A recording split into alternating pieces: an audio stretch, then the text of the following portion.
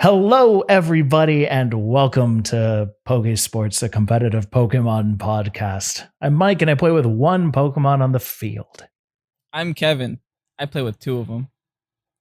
People have been enjoying that. We've been doing some A/B testing. You know, some of our listeners have gotten I play with two Pokemon on the field. Some listeners have gotten I get two of them, and we're getting some pretty good results from the I got two of them people. I don't know. It rolls off the tongue better. It does. And but since I don't know if I can do it because I don't have that New Jersey in me. That you don't got that Joycey. I don't got that Joycey. I can't be like, coffee. hey, Mike, I play with one of them. Yeah, you can. You just did it. I just did it. Yeah. Oh, Kevin, happy. I got to tell you, happy National Tapioca Day. Oh, I've been waiting all year for this day, Mike. Really? Have you now? Yep. Tapioca, greatest thing in existence. Oh, why is that? I don't know. I'm just filling in time here, just Mike. Filling in time. We're trying to extend the length of the podcast. Hey, okay. Tell me. Do like bubble tea. And I know you're a bubble tea aficionado. I am all about it. Okay. Mm-hmm. So, what is your favorite flavor? I'll tell you. Mm-hmm. First, let me tell you mine because I'm not the aficionado. Okay. It's underrated. Taro bubble tea. It tastes like graham crackers. I don't know why I like it. Taro. So I will say that is my wife's favorite kind of bubble tea as well.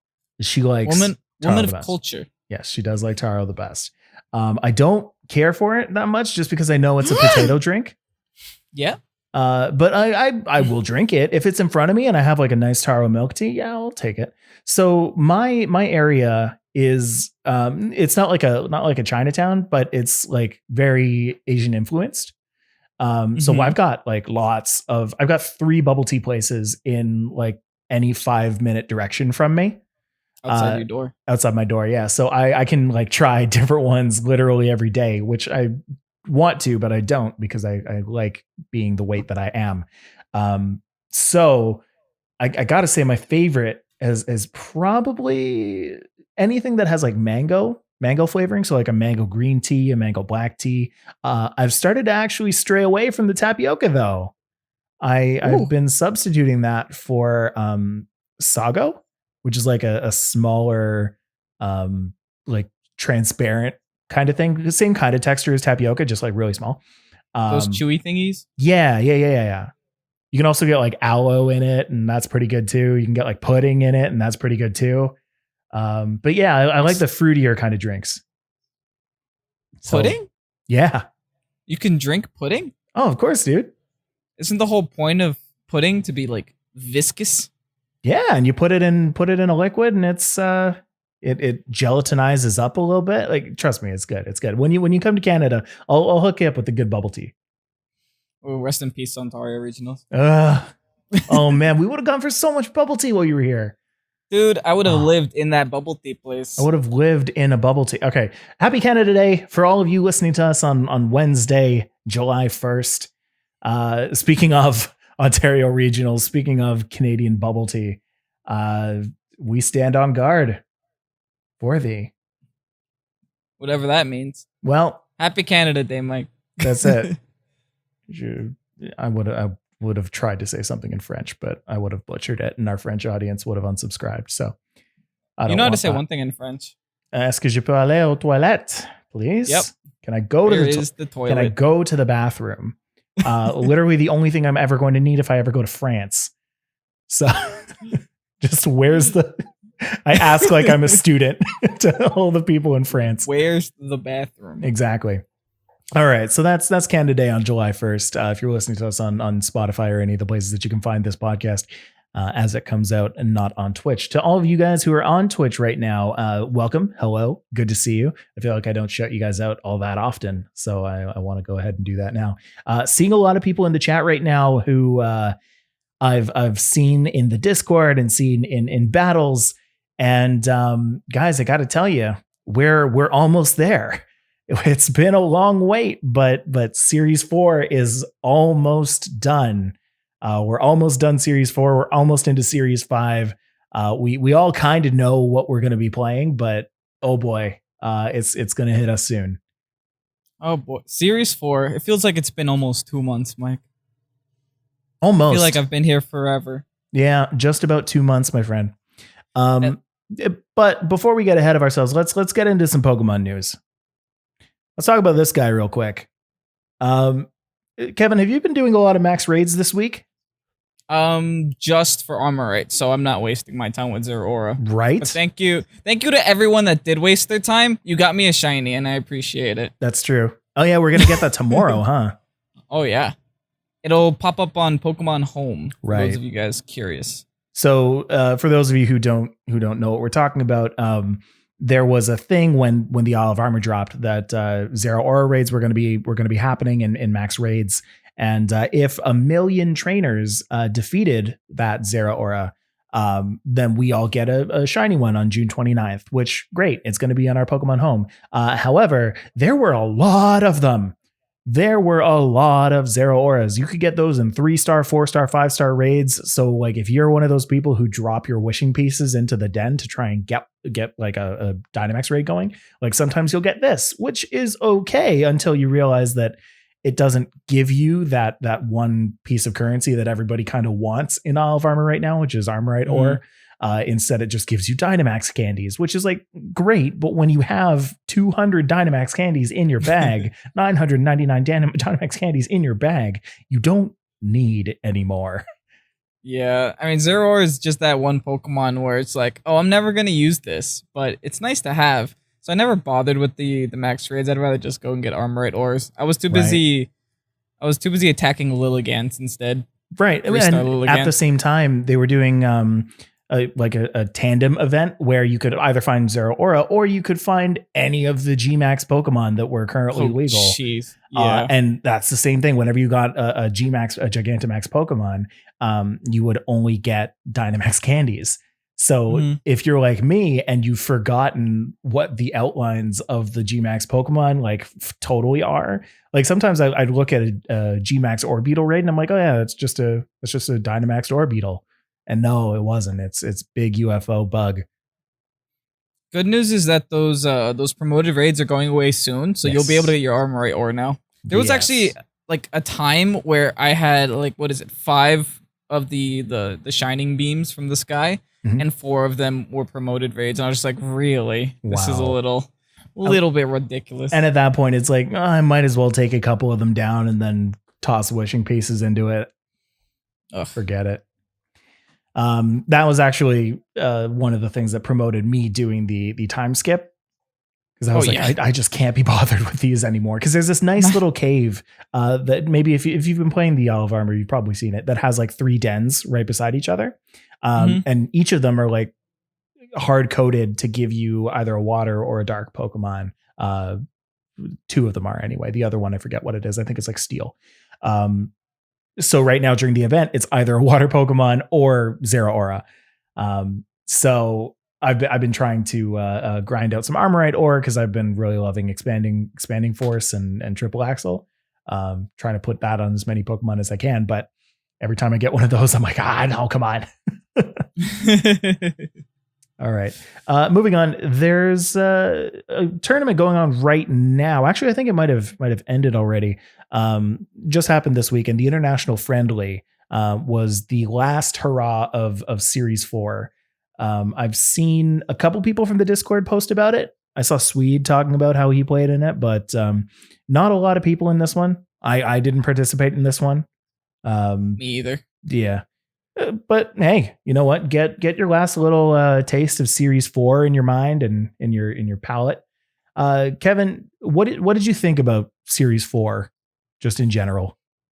Series 4, at least in my experience, felt like the most. I don't want to say less fun, but like after experiencing Series 5, I'm like, oh, Series 4 was kind of boring, huh, guys? Just having all these new Pokemon really does make the metagame so much better. But Series 4, I mean, the only thing I can remember from that is Colossal Dragapult, Togekiss, Excadrill, Tyranitar, Triple Ghost Core, Primarina, Ferrothorn. Ferrothorn.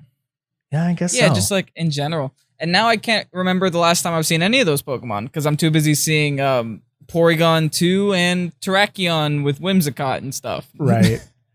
It was interesting. We didn't think that we would see Terracotta. We thought that we would see it at the very beginning, and then we didn't see it, and we were like, where's that? And now it's finally started to kind of pop up and get in the mainstream media there. I will say Series 4 did drop a little bit of a nice little flavor of Series 5 at the end there when they introduced the hidden ability starters. That really did liven up the metagame a lot.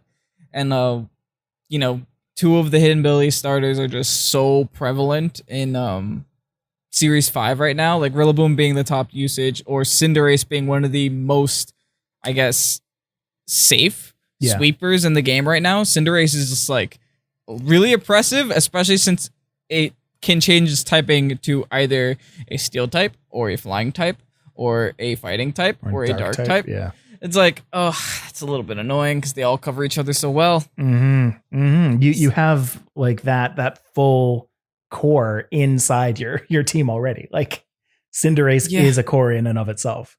You don't even need a fire move on that thing. No. Doesn't matter. Doesn't matter. Pyro Ball's cool, but that's about as far as it goes.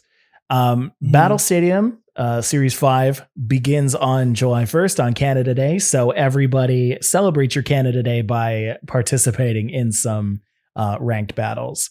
And honestly, it just cannot come any sooner. I'm really excited for this one. I'm really counting the days. We have exactly 2 hours. No. Yeah. We have 2 days from now? I can't wait. If you guys are listening to this, it's out right now. Go play it. Play it while listening to this. Get yourself some Master Ball. The sooner here's a little thing to get over your ladder anxiety, guys. The faster you play the series, the easier it is to get top 100. Trust me. I got rank 69 last season. Nice. Funny enough, I got rank 420.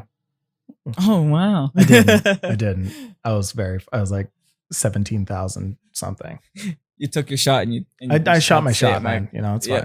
It's fine. You should have played sooner. That is true. That is true. And then just take a screenshot of it and then stop playing. Like you're going to get knocked out, but it doesn't matter. That's not the point. If you hit number 1 once, you get all the streaming numbers. So moving on to Smogon news. We've got some Smogon news for you today, folks. So Expanding Force, we all know and love. Love? Kevin? Hate? No, love? More hate than love. Fair. So it's brought in DDM, in DD Mail, kind of over the top of where it where it could be. And it's been moved from RU, rarely used, to RUBL. So unable to be used in RU, but not quite. What is that? UU. So what do you think about that? Like that's singles, right? That is singles. So I can't imagine it's as oppressive it's probably just as oppressive in singles because it doesn't get the spread damage in singles, but it still does get the double damage in psychic terrain. It does kind of force you to run a terrain setter on your team, and terrain setters are very limited right now. You really only have 2 usable ones, and you can maybe get away with a Pinchurchin, but we're not going to run Galarian Weezing and give it misty terrain. I have seen a couple people running Pinchurchin. Yeah. Funny enough. Runner up in this weekend's tournament, right? Yeah, we're going to be talking about it a little bit later. But Pinchurchin you can get away with, but it's mainly there for the terrain setting. But just to have to use 1 of 4 Pokemon on your team almost 100% of the time is a little bit oppressive, especially in singles. Right. So, I mean, I guess you can counter with this just like a dark Pokemon, but if you want. Expanding Force is strong. Yeah, it is. Vulpix has now been allowed in LC again. Welcome back to Little Cup Vulpix. Because of the recent ban we mentioned last week of chlorophyll. Now that the sun is gone, Vulpix can come back out because it's not super oppressive. Having solar beam and drought and all that. Now that the chlorophyll's gone, I'm just like, okay, whatever, you can be in the sun. I do kind of like that. I kind of like that they looked at it and they're like, okay, so Vulpix was not allowed because of chlorophyll. Now that chlorophyll isn't allowed, let's bring that guy back in. That's kind of smart. I like that. Indeedee Female and Porygon 2 have been voted to leave NU for NUBL. Makes sense. Porygon is nasty even in doubles. I can imagine it's pretty nasty in singles as well. I can't imagine what Pokemon in NU can take down a Porygon 2 with the Eviolite.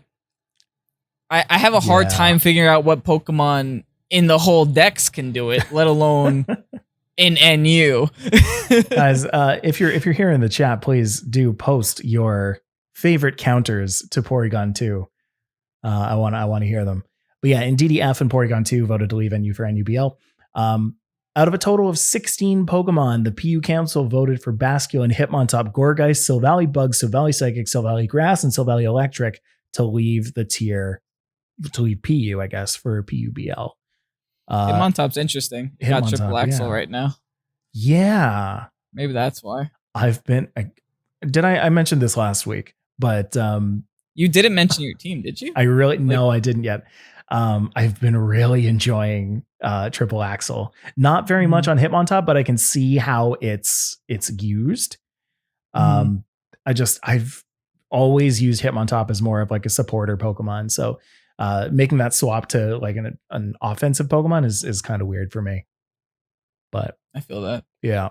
Either way, those Pokemon are now out of PU into PUBL. Let's see if any of them can make the transition now that we have new moves and now that we have basically a new meta coming in.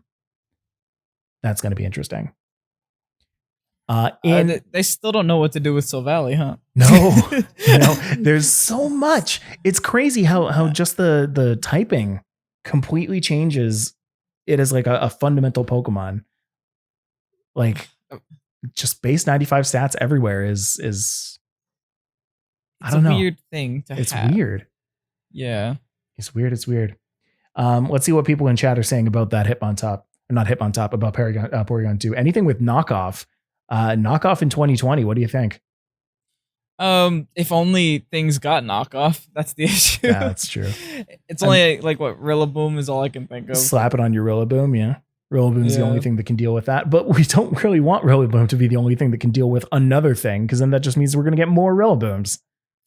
I love Boom Balloon. Yes, but I'm getting tired of seeing Rillaboom. You've created a monster. I don't know if you can particularly take credit for it. I would say that you can, but absolutely. Yeah, Boom Balloon is. I've been seeing it. I'm tired of seeing it. Like, I'm not even using it. Created a monster. I'm running things to counter it now. I'm just like, oh, no, I'm done. Right. In esports news, Players Cup details have been forwarded to the competitors, so that's really cool. Kevin, you got your information? All registered up. Okay, very nice. So team list submissions will be open starting in July 6th, so next week. Team list will be locked on July 10th at 9 a.m. PDT, and your team will be visible for your opponent to view during your matches. So think about that. If you had a full list of all of the Pokemon that your opponent will have, what do you think that's going to do for your mental game, Kevin? There's going to be a lot of switches in VGC this year, guys. And if you guys want to know what these team sheets include, you get to see Pokemon name, gender, ability, held items, moves, and even Gigantamax factor. Dude, give me the spread and then that's all. That's the only thing that they don't give you is the spread. Wow. But you can't hide a focus sash anymore. You can't hide a weakness policy anymore. You can't hide your hidden ability. You can't hide any coverage moves. It's like, oh, okay. Like if say you have a Durant on the field, right? Yeah. And you can see when your opponent has a fire move, so you're like, okay, I'll switch the Durant into something to take the fire move. Like it's everything. That is just bonkers to me. Like that's a cheat sheet. You fully have a cheat sheet. Yeah, and I honestly, TPCI has done some great things this year. Don't know why they're doing this. I don't know. Like I think it could be good. I think it could be interesting. I wonder if that's going to set a new standard for TPCI events. Well, the good news is I'll be able to actually record my battles and upload them before the event is over, because technically all the information I'm giving out on a video, my opponent already has. Yeah, right. That's true. Well, I guess the only thing they'd be seeing is just how you're playing it, right? They would just be seeing that in my HP, but yeah, whatever. Like seeing your tendencies. Okay. Matches will take place 3:30 p.m. EST on Saturday, July 11th. So Kevin, you taking off work for that? Oh yeah, man. Yeah. And then regional matches are going to be streamed on July 16th, 24th, and 30th. Are they allowing you to stream it? Probably not, right? They didn't tell me not to. Interesting. It's going to be something that. So that's something. That's a good question. Yeah. It might be in the handbook I haven't read yet, so I'm not going to answer that question. Fair enough. Fair enough. But yeah, it is going to be pre-played and then streamed later, much like the Invitational was. Right. Is what it's seeming like. The Invitational and the Pokken tournament just happened as well, and TCG also just happened. I wonder why they're doing that. I don't know. Like I thought it was that it had something to do with production. Like maybe they were post-producing it, but it kind of didn't look like it was post-produced that much. Didn't look like they really did too much to it. Yeah. So, but I don't know. Who knows? I don't know. Maybe they just wanted to make sure that anything problematic was taken out beforehand. You know, it is true. Yeah, it is the first time they're doing something like this. Right. Yeah. That makes sense. Because they are pretty like they do a lot in terms of censorship in person in these tournaments. Like if you're ever wearing a branded T-shirt or anything like that, then you know they tend to give you a Pokemon shirt, a Play Pokemon shirt to put it on top of that. So you know this gives them time to kind of look through it and bore out. You know it's making more sense the more I'm explaining it, but it gives them some time to look through and kind of comb for anything that they don't want representing the Pokemon company. The chat is saying that apparently the people that actually read the handbook, so not people like me, are saying that you can't actually stream the games until they are produced. Yeah, I guess that makes sense. That makes sense. So record it and post commentate it and put it up on the channel. Yeah, whenever we can. Whenever we can, exactly. The Pokemon VGC Streamers Cup happened this weekend. It took place June 27th, and it included people like Necra and Ashton Cox and Joe UX9, Master Mark, Ally, Jin Fury, Battle Room, Eeks TV. Lots of really cool names. Lots of people who are very prevalent on Twitter and on Twitch. Yeah, I mean, it was the finals were between Ashton Cox and Battle Room. Winner ended up being Battle Room. Winner, runner up Ashton Cox, who used a Pincurchin team. Dude, his team is so spicy. Pincurchin, Alolan Raichu, Indeedee Female, Dragapult, Volcarona, and Urshifu. And something else I want to mention here: the only Pokemon on his team that had Protect was that Pincurchin. So Ashton Cox is going big or going home. Interesting. That's so cool. Running double terrain with the Alolan Raichu, who gets Expanding Force and Rising Voltage. With the choice specs on it as well. That was his choice specs, man. He's like, that Raichu is probably out. I wish I was able to see the matches, but I'm pretty sure that Raichu was just OHKOing everything it saw. Right. That doesn't seem bad at all. I mean, we kind of had the revelation last week that Alolan Raichu was kind of the terrain monster, where it can, surge surf on Pincurchin's, terrain, but also get Expanding Force for Indeedee's terrain and get stab on both. Like, are you kidding me? Electric and Psychic? Not bad at all. I can kind of see where Ashton struggled against Battle Room. Battle Room's team was Rillaboom, Gyarados, Terrakion, Duraludon, Porygon 2, and Alolan Marowak. Alolan Marowak kind of doesn't care about Rising Voltage at all. That's just true. Sucks it all on right up, protects the Gyarados from it, and doesn't care too much. Battle Room used Rillaboom. Interesting. Trying to think of there's got to be, there's something there. There's a joke there. It's the boom room. Boomer, perfect. Thank you. Battle room. Also, the trick room Rillaboom set, the boom room set. The boom room set? It doesn't exist, but it does now. Boom room. Oh my gosh. Yeah. So any more? Let's see. Have anybody else been talking about how to get rid of Porygons? No, not really. Trachion's the best. Series 4 feels boring with all that's going on preseason 5. Yeah, that's something that I've been thinking about too, is just like now that we don't have Series 5 here yet, it's like Series 4 games almost seem like boring. Like it feels like, why would you participate in Battle Stadium? Yeah, I get that. It's like, I feel like if you really wanted to climb to be number 1, like now's your chance. You got 3 days. Yeah, really. Everyone's playing best of 3s. No one's really climbing on the ladder. But I will say, since we've been putting out a lot more best of 3 videos on our channel, that's kind of like changed how I look at making content for YouTube. Like, ooh, you know, like we were talking about this earlier too. Like that's something that I want to keep going. Like I want to keep best of 3s popping up on the channel. Maybe like, I don't know, twice a week. You do one, I do one.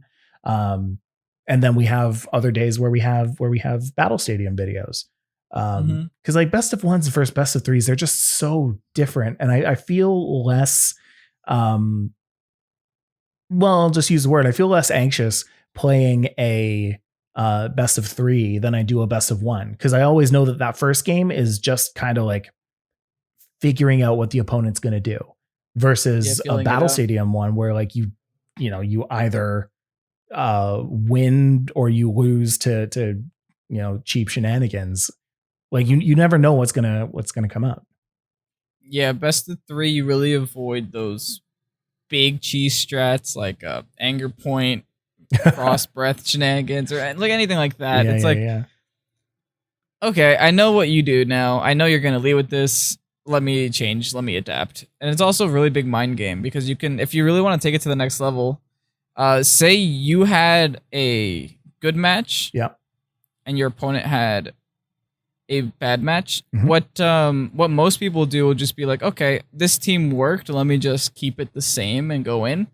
But if you really want to take it to the next level, you have to think, okay, what Pokemon did my opponent have trouble with? What Pokemon is he going to bring to deal with that trouble? And what can I bring to counter that?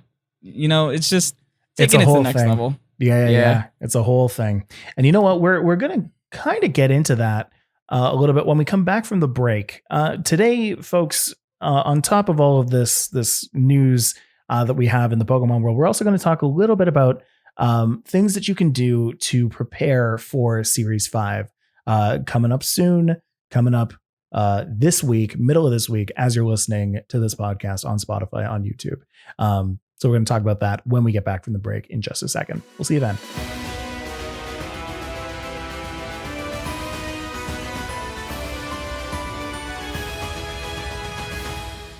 Hello, everybody. Welcome back to Pokésports.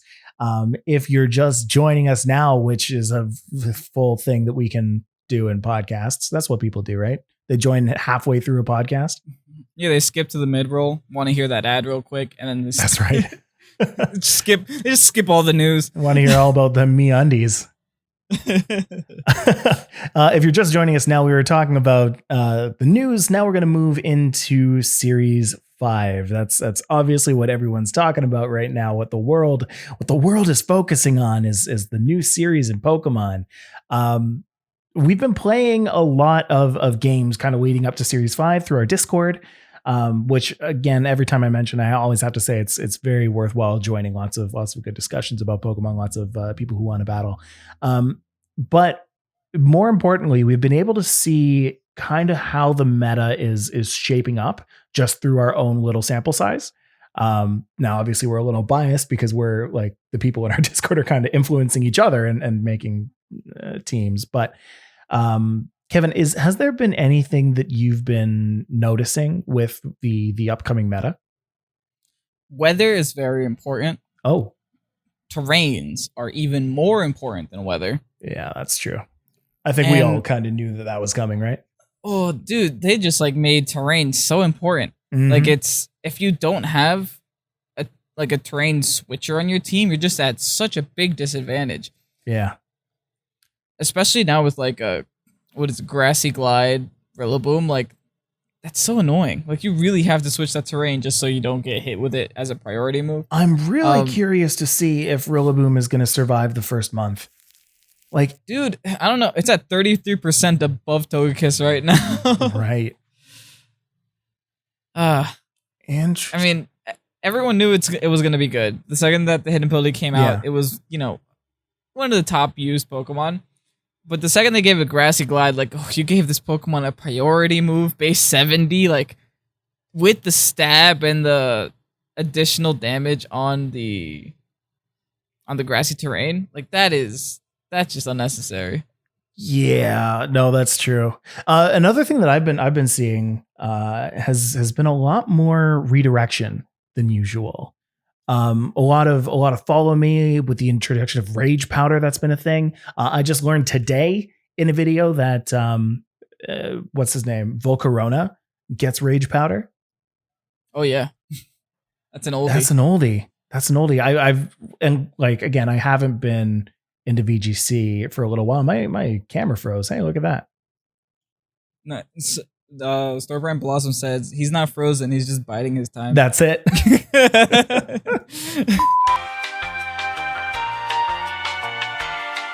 Redirection, Amoonguss, and Volcarona, an oldie but a goodie, and now I'm back. It's really good. All that to say is really. I saw today, actually. I was up against the Volcarona. I was using my Cobalion because I'm loving using Cobalion right now. I used a max Rockfall on it. It was holding a Charty Berry. It had used a Rage Powder. It sucked my attack in, and it didn't do any damage. It did like a little more than half. Like I expected it to completely knock it out. It did not. Whoa! You're telling me that the Volcarona just ate a max Rockfall? Because me not knowing the meta, I fully thought that it was like a Focus Sash user, but no, that Charty Berry, it ate it up. Num. That's situational, but it worked. A little bit. And another big thing, actually through just this last game was very, very prevalent was speed control. Speed control is a huge thing right now, especially with all the Trick Room users out there, especially with Talonflame back, getting that priority, like another priority Tailwind user.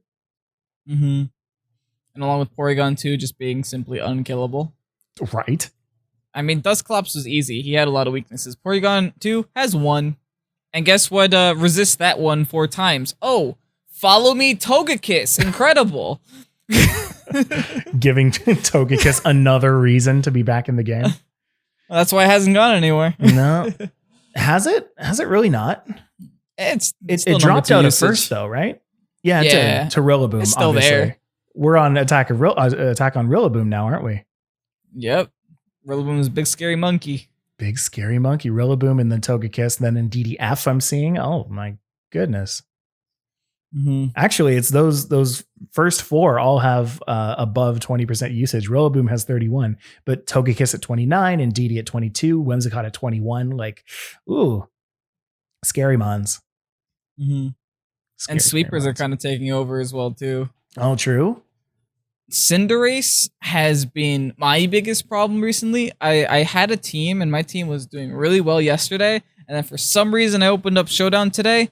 I just see Cinderace after Cinderace after Cinderace. I couldn't touch Cinderace, so I had to completely redo my whole team, and I stuck a Dracovish on it. I'm like, okay, Cinderace thankfully can't touch this fish, so I should be okay. But, Cinderace is a big problem. Porygon Z with Max Strike with a Life Orb is disgusting if you pair that with the Hyper Beam. Oh, no. It gets adaptability too, and you pair it next to a Helping Hand user. It's ridiculous damage. It's pretty much a one-shot every time, unless you're like a Steel type, but I don't like it. I don't like that at all. That's terrifying. I should try that, but I don't think I will because I don't want to be a part of the problem yet. One day. Alakazam. Oh, really? Also with NDD, Expanding Force, Terrakion, Beat Up, Obvious. Mike uses Cabalions because he's cooler than that. I am cooler than that. I will also be the first to use the Virizion someday. Yeah, good luck. Good luck with that Talonflame. Yeah. Expanding Force though, with that coming back, like, do you think we're going to start seeing things like, I don't know, Wide Guard coming back? Wide Guard actually took it used to be very popular in Generation 6 in VGC 14. Really? People stopped using it for a while, but I think it might be coming back because with Expanding Force, and that's just like usually a double Expanding Force, you can easily counter that with just a Hitmontop, Aegislash, just by going for Wide Guard and then I'm being sorry. able to spam that. Hold on. No, you just said Stonejourner. What? You serious? Yeah. Stonejourner. I've seen it, Mike. What? I haven't seen it too much, but Stonejourner Wide Guard, it gets Power Spot. It can actually help make you do bigger damage than before. It's not the worst Pokemon in the world. You could sneeze on it, it'll go down, but that's what Focus Ashes are for. That's fair.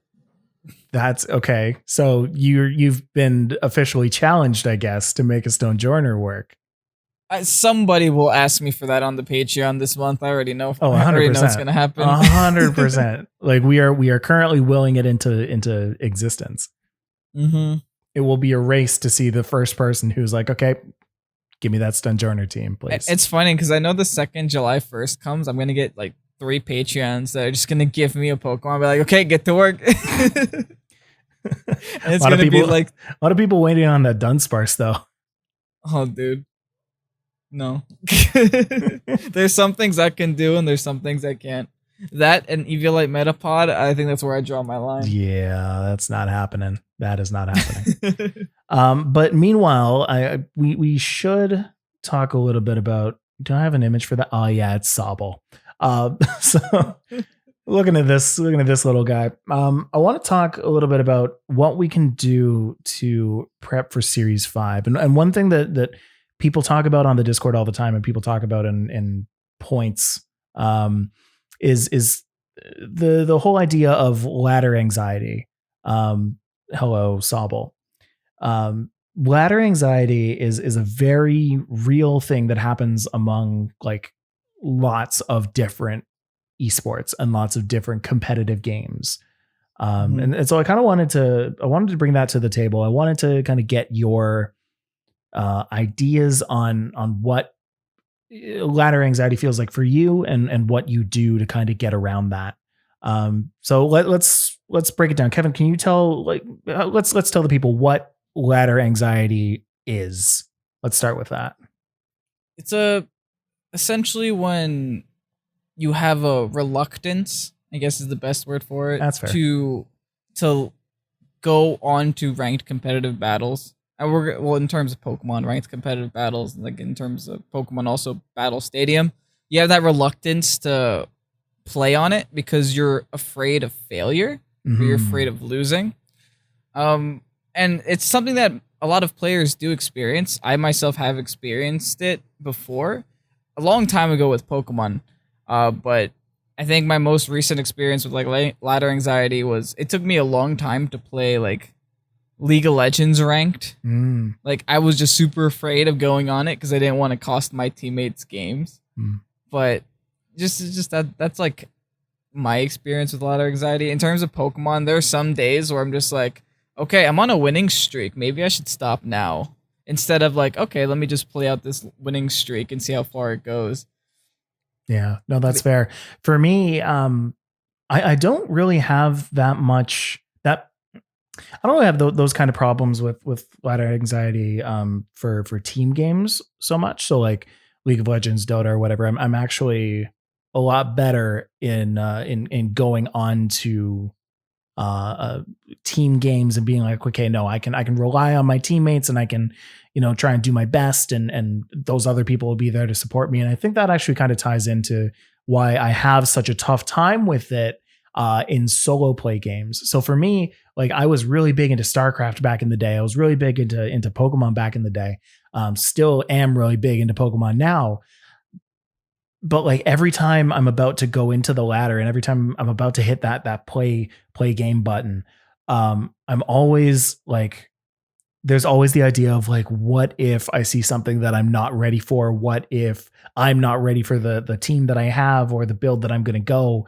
I don't know. Like it's always been a thing where I just say, okay, I'm just not going to play right now. And if anybody ever asks me, hey, why didn't you play? My answer is always because I just didn't.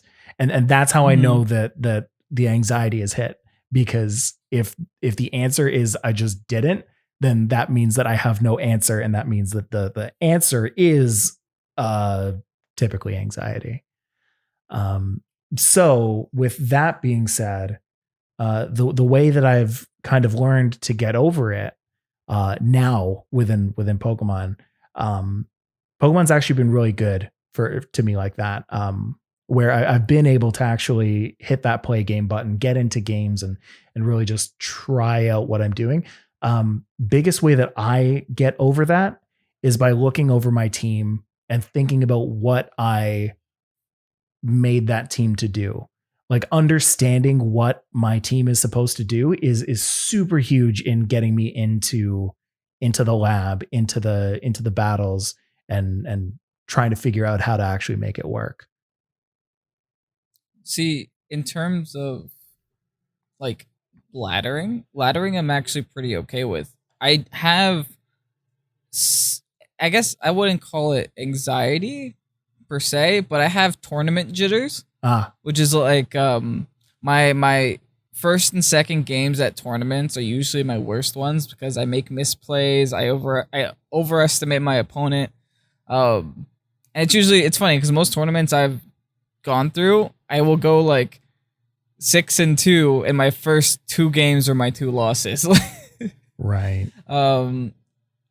It's actually a very interesting phenomena. It's like while I'm there and seeing my opponent face to face, and like you make a good play, right? Like I make a good play, and then just seeing the broken heart of my opponent bothers me so much sometimes. I'm just like, oh, okay. What have I done? What have I done? It's all part of the experience. Oh man. Yeah. Like, that gives me a little bit of anxiety, but that's true too. Yeah. The in-person element of it is really tough. There was something that I've seen recently. There was some like TikTok, I think, that was posted to Twitter, from, and I can't remember her name right now, but she's been pretty popular on Twitter recently, showing like the different kinds of people that you'll see at a VGC I know event. her name. You know what I'm talking about, right? Discoteca is her Twitter handle. That's it. Yes. And the video was all about like, you got the people who will explain the plays, and you got the people who will sit back and like nod. You got the people who are like incredibly quiet and like kind of anxious.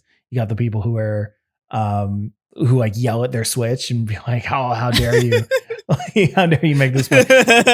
And like that kind of stuff really gets to me too. Is just like trying to internalize like the kind of person that I'm projecting as somebody playing the game. And like that it takes me out of the game so hard. Like I'm not the kind of person who can take how I'm presenting myself kind of out of the equation and just focus completely in on the game. And I feel like the people who are the best at the game are the people who can kind of do that, can separate how they look and how they act with how they play. But I do feel like it's important. It's super important to know what you're projecting when you're sitting there playing.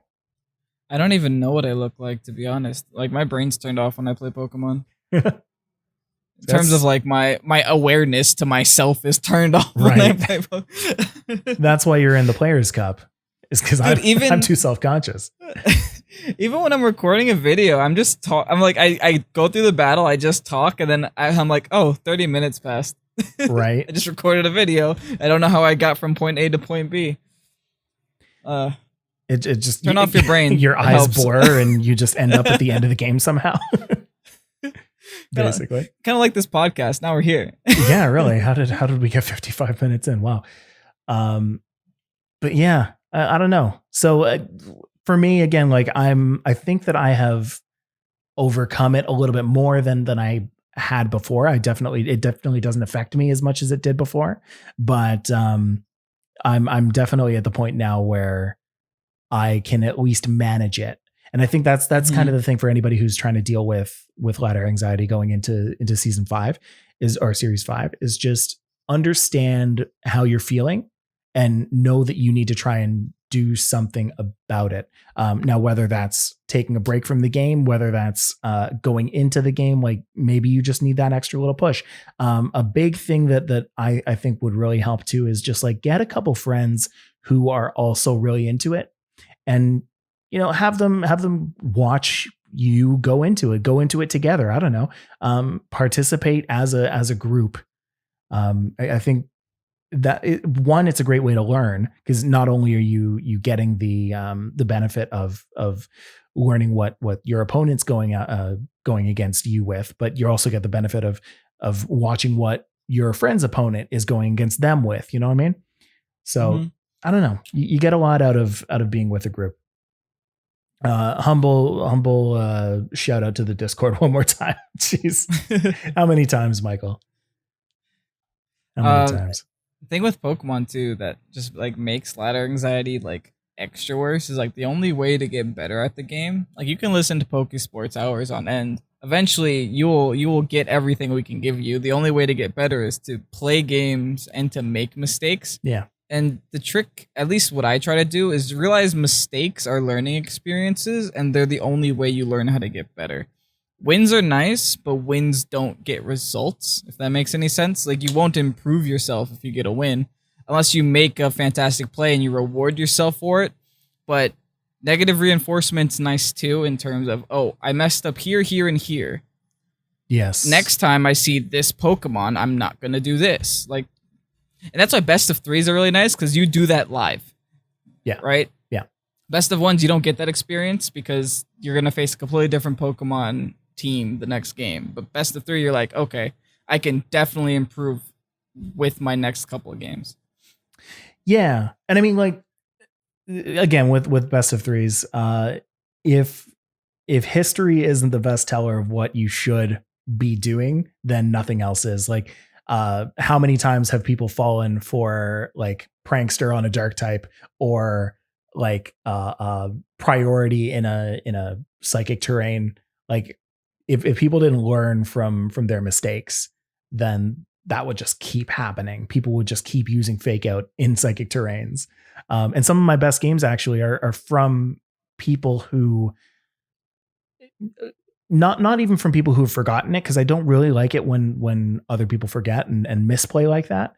Some of my best games where I feel like I've deserved the win the most is when people have made decisions based on the things that I've put out. So if I put down a psychic terrain, seeing that Rillaboom not go for a fake out, or seeing that Rillaboom not go for a grassy glide, that's all things that like I know that my opponent has thought about, and they're like, oh wow, he's just got me in check. Or if you predict things like fake out, go for the Dynamax, switch in a psychic terrain, knowing you've made a good move. Yeah, and like celebrate like that. And one thing actually that Captain Univa said in the in Twitch chat too is knowing your limits is super important. He says there's always a point you'll start slipping and not playing as well. Yeah, that's a Players Cup. Yeah, that's a Players Cup qualifier right there. Yeah, good advice. Take it from him, if no one else. If you don't listen to us, listen to Cap'n. That's it. All right, so Kevin, that's another Pokésports in the books. What do we got going on this week? We got a new Patreon tier. Oh yeah? Oh yeah. We do. Now there's a tier, because we've sold out of the We Build a Team for You tier and put it on YouTube tier. Mm-hmm. So we made a cheaper version of it where we build a team for you but don't put it on YouTube. Right. So there's that option there. Right. Because the big thing about the teams that we created for people is that we would like spend some time giving them like a team report basically, and being like, yeah, this is how the team performed, and this is what the team does and what it's weak to and what it's strong against. And we will still continue to give that, but just without the video aspect of it for people to reference as well. Yeah, so you can go and check that out at patreon.com/Pokésports Podcast. You can also find us at Instagram at Pokésports Podcast, on Twitter at Pokésports Pod, or on YouTube at Pokésports. This week, we've got a lot more Series 5 stuff coming up. We've got Series 5 Battle Stadium, so that's another big thing. So go and check that out. This month, we're also going to be doing a lot more in terms of tournaments, what with the Players Cup, and we've got some other stuff coming up actually that I don't know if we're particularly allowed to talk about yet, but we'll make sure to keep people informed as it comes through. Next week's also going to be the first Pokésports Pokemon Spotlight, so look out for that. Want to give a big patron shout out to Brian Elijah Scott, Mr. Neilio, Sheldon, Dakota Lewis, Roix, and Jordan K, William Ceaseless Rose Dante, Joseph Ryan G, and C Nav. Yeah, actually, you know what? I want to give another shout out to some of the people who followed us on Twitch today. Hectic VGC, Swagmaster Dugong, The Dreaded Knight, Wesley AC, AMCFC, Nick Killer 371, and Pingustan KTTV. You guys are all great. Welcome to Pokésports. Glad you could join us. Everybody, I hope you guys have a great week and a great month and a great year. Kevin, you got any final parting words? I have Battle for Bikini Bottom Rehydrated. I'm probably going to play that soon. All right, have fun, guys. Series 5. I got nothing to say to that. We'll see you guys later. Bye, everybody.